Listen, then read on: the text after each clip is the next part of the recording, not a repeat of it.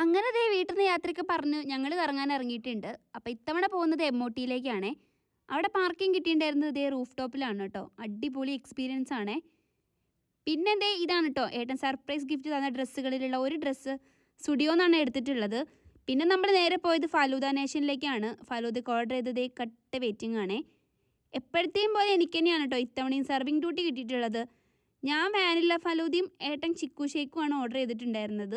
എപ്പോഴും ഹെവി ആയിട്ടാണ് ഫുഡ് കഴിക്കാറ്. അപ്പം ഇന്ന് ലൈറ്റായിട്ട് സ്റ്റാർട്ട് ചെയ്യാമെന്ന് കരുതി. സംഭവം അടിപൊളിയാണ് കേട്ടോ. എനിക്ക് എന്താണെന്നറിയില്ല, പെട്ടെന്ന് ഐസ്ക്രീം കഴിക്കണമെന്ന് ഭയങ്കര ആഗ്രഹമായിരുന്നു. അങ്ങനെയാണ് കേട്ടോ ഞാൻ ഈ ഫലൂദയിൽ എത്തിച്ചേർന്നത്. പിന്നെ ഏട്ടൻ ചിക്കു ഷേക്ക് ഫസ്റ്റ് ടൈമാണ് കഴിക്കണമെന്ന് പറഞ്ഞു. അപ്പോൾ പിന്നെ ഞാനും കൂടെ ഒന്ന് ടേസ്റ്റ് ചെയ്തില്ലെങ്കിൽ ശരിയാവില്ലല്ലോ എന്ന് ഓർത്ത് ഞാനും കൂടെ ഒന്ന് ടേസ്റ്റ് നോക്കി. സംഭവം അടിപൊളിയാണ് കേട്ടോ. അതിൻ്റെ എക്സ്പ്രഷനാണ് നിങ്ങളിപ്പോൾ ആ മുഖത്ത് കാണുന്നത്. പിന്നെ നമ്മുടെ ഫിറോസിക്കേൻ്റെ പരിപാടി ഉണ്ടായിരുന്നു അവിടെ. അങ്ങനെ കാഴ്ചകളൊക്കെ കണ്ട് നടക്കുന്നതിൻ്റെ ഇടയിലാണ് കുറച്ച് തുണിക്കടകൾ എൻ്റെ കെട്ടിയോൻ്റെ ശ്രദ്ധയിൽപ്പെട്ടത്. എന്താണെന്നറിയില്ല, ഇതുപോലത്തെ തുണിക്കടകളൊക്കെ കാണുന്ന സമയത്ത് എൻ്റെ കെട്ടിയോൻ്റെ സന്തോഷം 100 ഇരട്ടിയാണ്. സാധാരണ ഭാര്യമാരെ കൊണ്ട് ഷോപ്പിങ്ങിന് പോയി കഴിഞ്ഞാൽ ഭർത്താക്കന്മാരാണ് പോസ്റ്റ് ആവാറ്. പക്ഷേ ഇവിടെ നേരെ തിരിച്ചാണ് കേട്ടോ.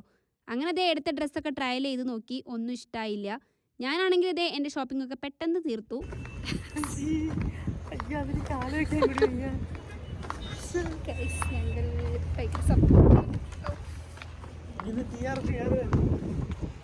അത് കഴിഞ്ഞ് ഞങ്ങൾ പിന്നെ നേരെ വെട്ടുകാട് പള്ളിയിൽ പോയി. ക്രിസ്മസ് മന്ത് ഒക്കെ അല്ലേ, അവിടെ പരിപാടിയൊക്കെ കാണുന്നു കരുതി.